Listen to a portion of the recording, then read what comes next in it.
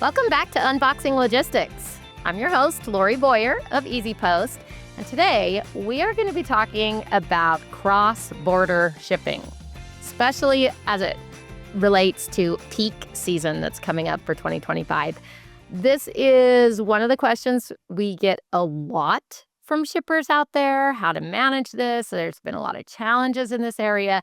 So, by popular demand, I have brought back one of our favorites to work with, Jonathan Witt of Sendle. Why don't you go ahead? I like to call him Witty. So our dear Witty, he's the best. Why don't you introduce yourself a little bit? Tell our audience your background, remind them who you are. Yeah, absolutely. Well, thanks, Lori. Long-time listener, by the way, so I'm pretty excited to be here. And yeah, as you mentioned, my go-to nickname is Witty, so feel free to call me that. But yeah, my name's Jonathan Witt. As Lori mentioned, I'm the senior partnership manager here at Sendle for North America. I've been in the role for just over 2 years now. Really loving the work that we're doing at Sendle. You know, we're truly leveling the playing field for SMBs by making shipping simple, reliable, and affordable. You know, packed loads of business benefits in there, like free pickups, no lock contracts, 24/7 customer support, and we're 100% carbon neutral. All great things, of course, in today's day and age. But prior to that, I spent almost 5.5 years at Shopify in various roles. It's actually where I developed a strong passion for shipping and logistics. Then it got me onto the logistics partnership team where, I spent time strengthening and developing our partnerships with a variety of carriers. So that's what got me into the role. Yeah, I love it. And I also love hearing about how people get into this industry because it's so unique. Okay, I had to say, I do get some guests who are like, oh, I've been wanting to be in supply chain or in logistics since I was little. But that is often the anomaly. It is fun to see how people get in. But Witty is one of my favorites. He is so smart. He is so helpful. And so I think he is going to be the perfect one to help us walk through this challenge of what do we do? What are the best practices? How can we make sure that we're not just bleeding money? But before we do that, Witty, if somebody asked me one of the people I admire in the industry, I would say you, Jonathan Witt. You are amazing. Love working with you. But for you, one of the things we've been asking our guests is just about somebody they admire. So who is someone that you really admire from the industry and why? Yeah. Oh my gosh, that's a great question. Thanks for saying me, but yeah. You know what? I actually have to say probably one of an Easy Post employee of yours, Bobby Richardson. She and I worked at Shopify together. Really dove into a lot of postal relationship stuff and partnership stuff. My lead now, Laura Hill, has been a really instrumental part of my career development. So those two have just really, allowed me to become kind of the partnership manager I am today. And I really love the space. I love how cross-functional the role is and just being able to really take a lot of different components of the business from sales, network, marketing, product, mixing it all into one. And then you're building collaboration pieces and relationships with partners. So I feel like it's a role I've really enjoyed and kind of am a good fit for, and just keep learning so much every day. So yeah, I love it. Oh, that is so good. And giant shout out to Bobby. I adore Bobby. So Bobby, she is wicked smart and she works so hard. No one works harder than Bobby. So love that. I also admire her so greatly. So I'm glad you brought her up. That's awesome. Yeah. Okay, let's talk cross-border shipping. I have a dear friend who runs an SMB and gets a lot of supplies from Canada specifically for this friend. And it's really been a struggle over the last year as we've had different tariffs and whatnot. She's constantly asking me for advice. I basically need to get smart people like you to tell me what that advice is. So what do you feel like, first to start, are the challenges you're seeing? What are, some of the disruptions and issues going on in 2025 that people are facing? As you kind of said, 2025 seems to be the year of trade changes. As we all know, there's new policies, new tariffs, new sanctions, all these things seem to sometimes, change daily, if not weekly, monthly, all those things, right? So it's caused a lot of numerous shipping delays. It's increased the complexity in cross-border shippers, a lot of confusion, both on the business's side and the customer side. So just everyone's not really too sure what's going on. And businesses feel uncertain, right? They're always wondering what new rule is going to come next or what new fee or something like that. But what businesses must do, I think, is obviously stay flexible, stay agile, right? So watch those global trade news really, really closely. Know your carrier shipping rules and requirements. So really, study up on HS code stuff, country of manufacturer, like where your item's actually being manufactured, your item value, de minimis values, all of those things, because that'll actually help avoid delays, surprise costs, and or any blocked or sea shipments at a border crossing, right? Another thing to really keep a top of mind for brands is the customer experience really is top priority for your international buyers. It's been a challenging year, obviously, to build out a strategy to keep international conversions high and prices competitive with tariffs and all of those things. But it's good to be transparent and upfront about landed costs, right? So it gives the customers a peace of mind, sets clear expectations on what you may be paying, and hopefully will obviously make it a better customer experience. Completely accurate. I love how you mentioned the uncertainty because I feel like that uncertainty is worse and almost harder to handle than knowing you have a hard thing, right? Like not Yeah. knowing how to forecast, right? Not knowing what consumer intent is going to be, not knowing what additional regulations. So you mentioned staying abreast of everything, making sure you're staying in the loop. First off, I always like to say shout out to people who are listening. You obviously are trying to do your part to stay in the loop with things like this. But do you have other advice in general, Witty, for people who want to stay? Are there good sources to go to? How do you stay in the loop? Yeah, exactly. And it can be kind of hard to stay in the loop sometimes because there's a lot of conflicting things out there. A lot of articles can be overwhelming, obviously, for folks. But going to your carrier's website is a really good source of information. Usually they have help documents or something like that online that'll kind of give you the latest and greatest of, especially of like what they're requiring as a carrier since you're using them, all of that sort of thing. Your news outlets to a certain extent obviously will kind of have the latest and greatest on, oh, there's a tariff here, tariff there. I actually signed up for some email notifications to my inbox from like Supply Chain Drive and all them. They're really great source of information and stuff like that. But yeah, if you want to try to keep it simple, usually your carrier website is kind of the first stop for me. Yeah, I love that. I think as well, you kind of mentioned those sort of relationships, like reaching out to people, talking to your carriers, keeping those communication open. If you do see a news article about A, B, or C, you know, ask people. People are happy Yeah. to help. So that's fantastic. So stay flexible, stay in the loop. Make sure that you're kind of knowing what's going on so you can anticipate and you don't feel quite as uncertain. Are you hearing any vibes that there might be, regulations people should be aware of or anything else coming up or that's happened recently that people need to know about? Yeah, I think, obviously de minimis value has been a big one for the US, Hmm. and it's In impending. case somebody is just hearing de Yeah, minimis for the first time, will you explain what that is for them? exactly. So de minimis value is basically the threshold that up to a certain dollar amount, duties and taxes the good would be exempt from that. So let's use the US for example, a good manufactured in Canada, right? So for example, I can ship a good to the US. Anything under $800 is exempt from duties and taxes. So obviously that's a great way for my e-commerce business to expand into the US because my customers aren't going to have to pay duties and taxes on anything that's below $800.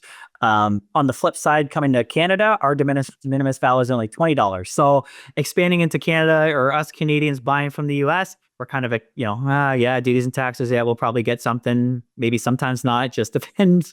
But yeah, so that's one to kind of really watch closely, especially if you are selling into the US, if you're an international shipper, just because that de minimis value might be going away or likely is, within the next year or two. So really watch that news closely and see obviously what changes are there. It also kind of opens the door for opportunities as well. So study up on different international markets and see what their de minimis values is because it might actually pivot yourself and be like, well, that de minimis value in that country is this amount. And we actually have a decent amount of store traffic coming from that country. So maybe it's a new market that you've never explored. And, 2025, 2026 might be a good opportunity to expand your reach and try to grab some more customers. Yeah, no, that's a great point. We actually have a podcast episode all around de minimis. So if you do want to learn more about de minimis, check that out. But absolutely, the US has had historically a really high de minimis. That 800 was really high compared to most people.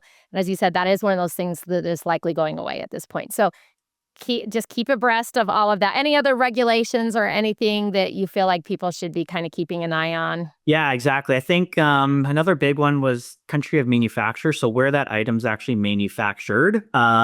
So for example, bringing into the US, anything from China or Hong Kong has additional tariffs onto that if it was manufactured there and you're selling that product that was manufactured there. So you really want to just be aware of where your products are being made and, can plan accordingly for those landed costs and whatever that looks like for your pricing model to your customers. So that's another big one to kind of keep in mind. And then any additional tariffs, obviously, if depending on obviously what you're selling and what the news is this next week or whatnot. Yeah, So yeah, or try to tomorrow keep or up with next. that. Exactly. Next hour. Yeah, I don't know. Yeah, exactly. And the next that this is kind of an era where we really need to keep our eyes on the news and what is happening more than often we'd need to in the past. So just keep a close eye on that. I love your advice of looking for opportunities though, because anytime there's, changes like this, that does open up different opportunities. So that's a great point. One of the things that as I've talked to different people and different shippers, sometimes they end up getting surprised by some duties and fees. A- And I guess they're curious. First, how do you not get surprised? B, how do you not get surprised? How do you not surprise customers? So sometimes our customers, those fees may get passed along to them. Um, you know, what do you feel about DDP? What do we Yeah. do about those fees? And should we pass them to our customers? Should we not? What are best practices around that? Yeah, for sure. And that's a great one too. So making international shipping as easy as you can for your customers is all about transparency, at the checkout level, right? So like you kind of mentioned, if the choice between a delivered duty paid DDP or a delivered duty unpaid DDU really depends on, where you're selling from and to, what the item is, the value, all of those sorts of things. So to unpack that a little bit further, like a DDP solution makes most sense. And it's actually been, the service that's been mostly discussed, obviously, this year with all these changes. But essentially, it's when the buyer or the receiver has to pay all the shipping costs and duties and taxes upfront at checkout. So there's no surprises when the package arrives. It does create a superior customer experience and a reduction in customer service inquiries. And it makes sense when the value of the item that you're selling is over the destination country's de minimis value, or you're selling an object that is subject to additional tariffs, right? So being a little bit more transparent about, okay, these are the fully landed costs to you, it just makes a better customer experience, and then they can kind of make that decision based on knowing the information all ahead of time. Where a DDU solution is the buyer or receiver pays those duties and taxes when the package actually arrives to them. So that can obviously lead to some dreaded surprise fees and longer transit times, just because it has to go through customs, look at everything and all those sorts of things. But the surprise fees, if a customer didn't know about duties and taxes or that it's going to be this amount or something like that, obviously it kind of leaves or can leave a bad customer experience. But a DDU solution does make sense if you're selling items that are under the de minimis value for the country that you're shipping to, or if your goods are exempt from duty. So it really boils down to what you're selling and stuff like that. But using a DDU solution or even DDP, it's really about being transparent, telling customers about the extra fees, like clearly at the checkout or the cart page. There's lots of things out there where you can actually show a breakdown or have a calculator on the checkout or the cart page at least, or at least, at the very least, put all the information on a dedicated info page on your website. So that customer education is really key to help with those conversions, and again, just reduce the customer service inquiries and bad customer experience for your international buyers. That really resonates with me. I know personally, I would, do not want to be caught with some sort of surprise charge for anything. Um, the fact that transparency and simply letting people know what they're getting so that they are available and able to pay and not be upset, because it is pretty fast that people will say, wow. Sometimes we have if we choose to fly like the really cheap airlines, you're like, wow, this price looks amazing, but then there's like 6,942 fees, and it ends up being really expensive, and it's a bad experience. And so, yeah, I'd love your advice about transparency. I know as a consumer myself that is the key. If I choose to pay that, then I'm comfortable with it. So that's great advice. What about one of the things that I've seen in specifically talking to a different friend? He has a business where he had a bunch of stuff coming in to the US from Canada, and it got stuck. And he ended up missing a couple of deadlines for some customers he had shipment wise, business customers. So they're kind of larger, and he was really freaking out about it.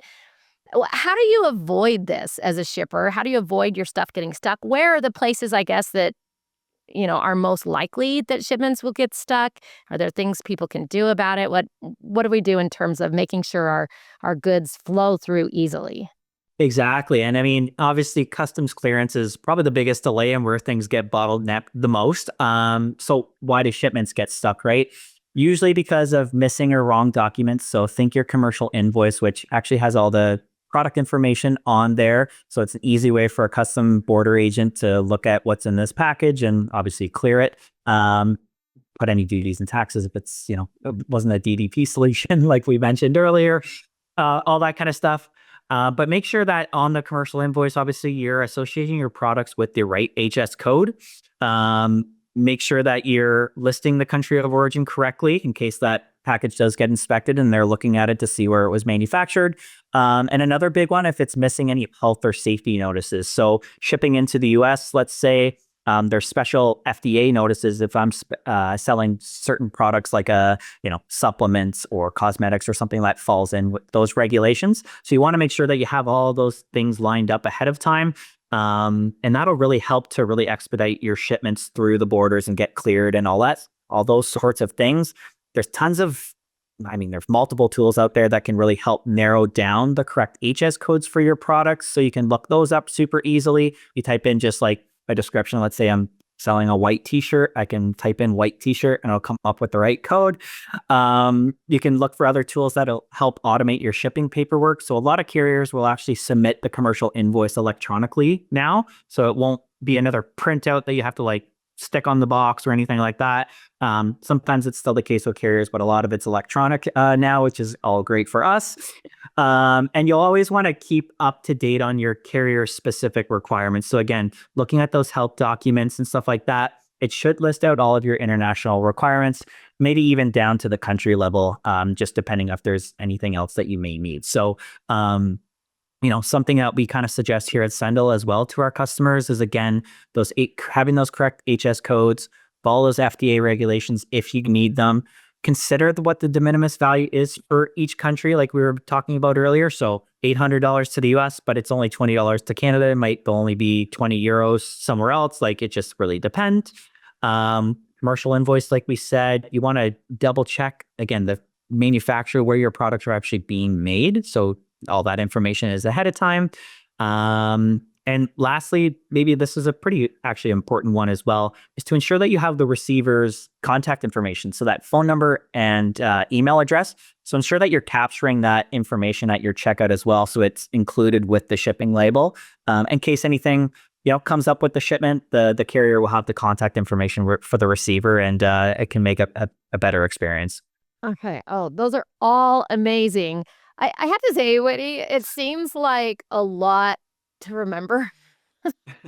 Um, so I'm just gonna ask you honestly, if you're using Sendle or something, do you help oversee all of the different things, or other technology or tools too? I mean, will they Yeah. just flag and be like, "Hey, you're missing the receiver's information," or I don't know. How do we automate all of that craziness?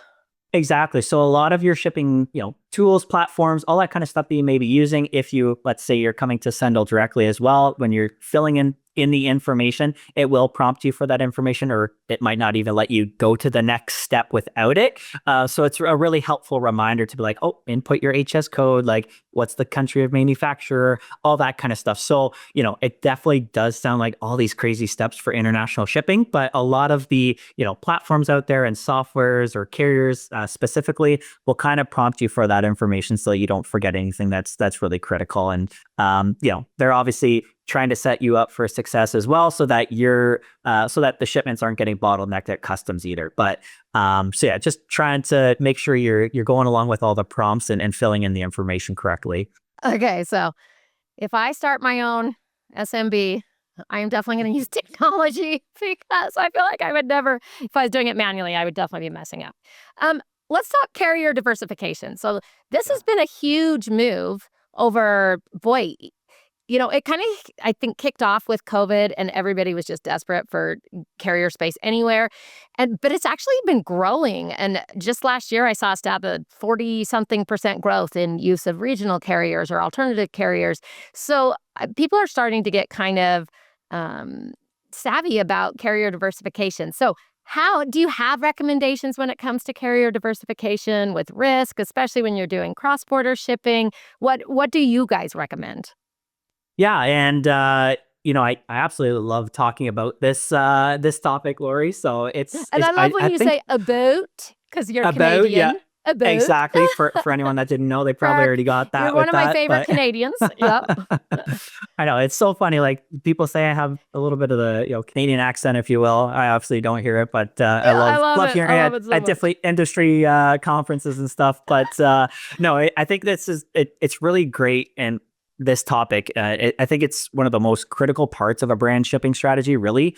And why do I think of that? It's just because you don't have to put all your eggs in one basket, right? Like every carrier has its own strengths and weaknesses. So why not, a carrier might be the best for heavy items. Another one might be best for quick shipments across country or something like that. So it just makes sense to tap into the strengths of multiple carriers for the different types of shipments that you may have, so you can optimize for both cost and speed. So, having a portfolio of carriers is really your ultimate risk mitigation tool as well, right? So we all see the headlines about labor disruptions, strikes, or when a carrier hits, capacity especially during peak season.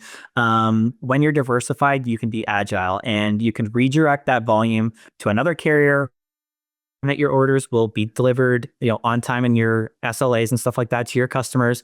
And you're really building in that resilience piece. So, really now is the time to test out carriers, to rate shop, to have conversations with carriers, and really fine tune that carrier portfolio before heading into peak. Especially as we're talking about international, it might be good to have a few on hand, just that maybe a carrier, cuts a restriction off to a country for whatever reason. You can kind of go to carrier B, and at least you still have volume flowing over to your customers in that country, for example. Or, peak surcharges come into play with this carrier. This one, it's less. So you can obviously optimize and go with that one for a reduced cost and operating, shipping costs for your business. So it's super important. It just really builds in that resilience piece, and you can, play a little bit more team mentality, if you will. Everyone has a strength on a team, so why not pick out the carriers that have the strengths and can save you time and money as an SMB as well.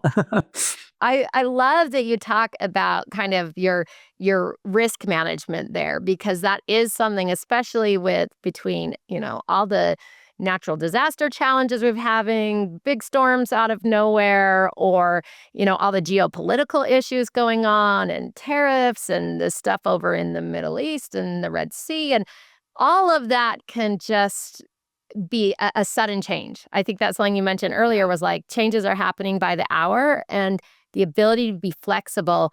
It was really interesting. I've been doing a bunch of studying up on this new topic of microsurges, which is where it's kind of the new peak where you get these massive orders, kicked off by a TikTok trend or by a huge snowstorm, and everybody's suddenly shopping and you didn't anticipate, and carriers maybe max out their ability to ship in a certain region.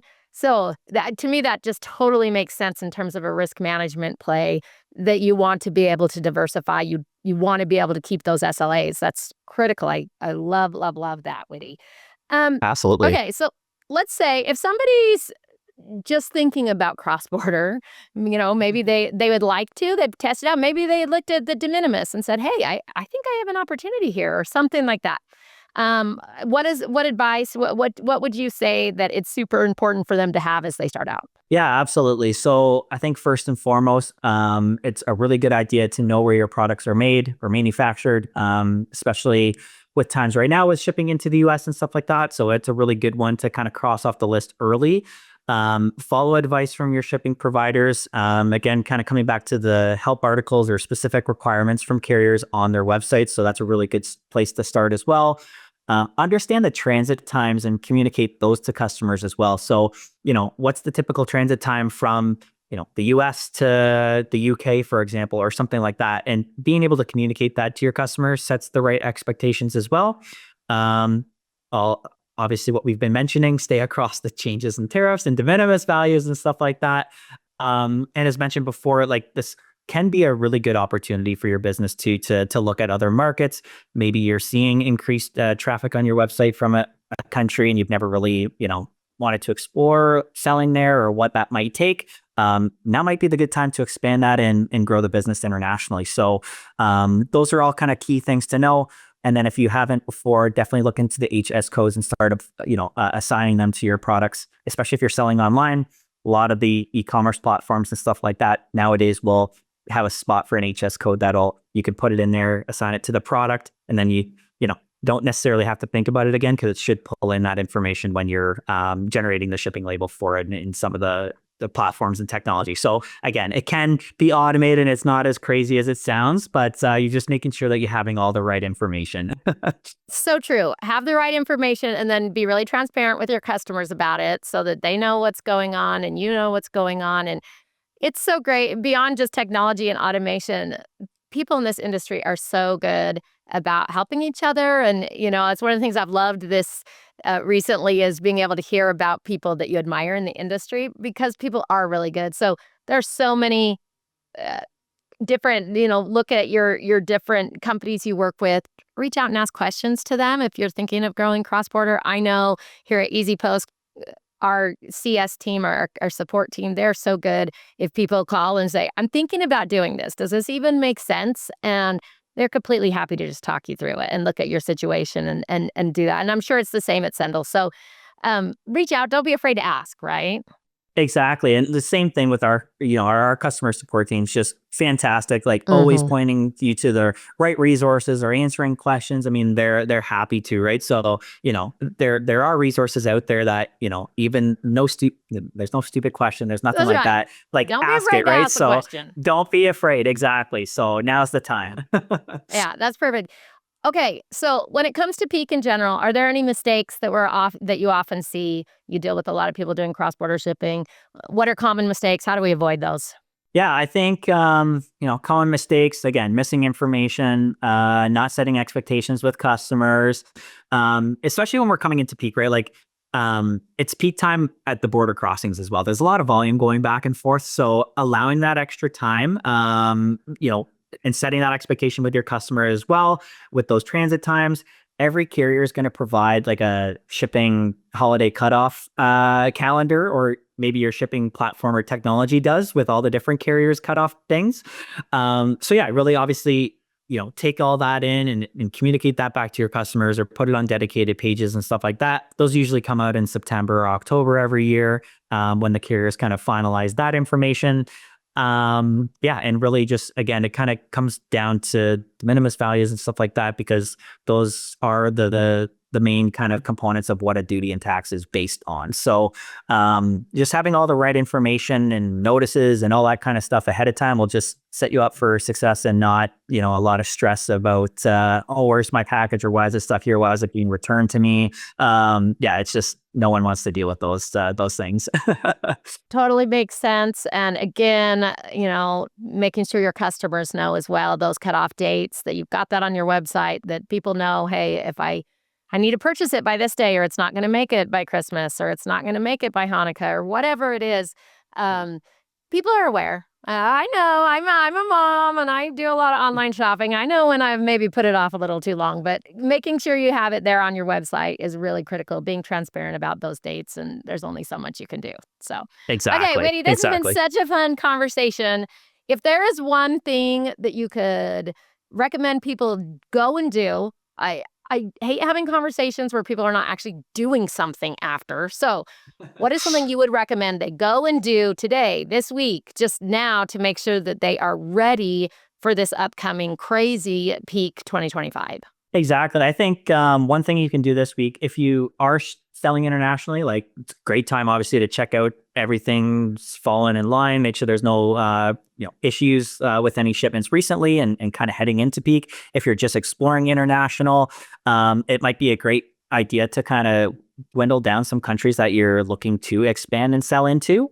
You don't have to ship everywhere. You don't have to sell globally. It's probably better that you are intentional and selective with countries that you want to sell to, just because you want to understand a customer base as well and what all the requirements are, again, for shipping internationally and stuff like that too. So, honing it in and being a little bit more intentional is actually probably going to be more beneficial for your business.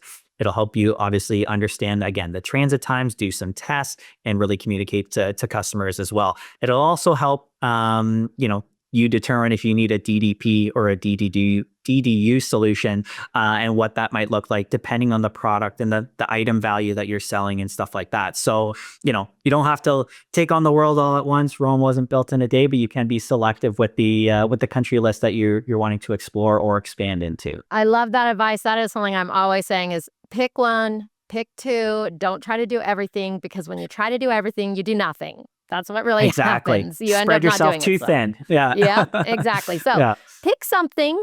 Think a little bit about your cross-border shipping as it's coming up for peak season. Think about if now's the time that you maybe want to expand into a country and do a little testing through the holiday season. Super fun. So, Winnie, if people want to connect with you or if they want to learn more about Sendle, how can they do that? Yeah, absolutely. So for Sendle, Sendle.com, a great resource for everything Sendle.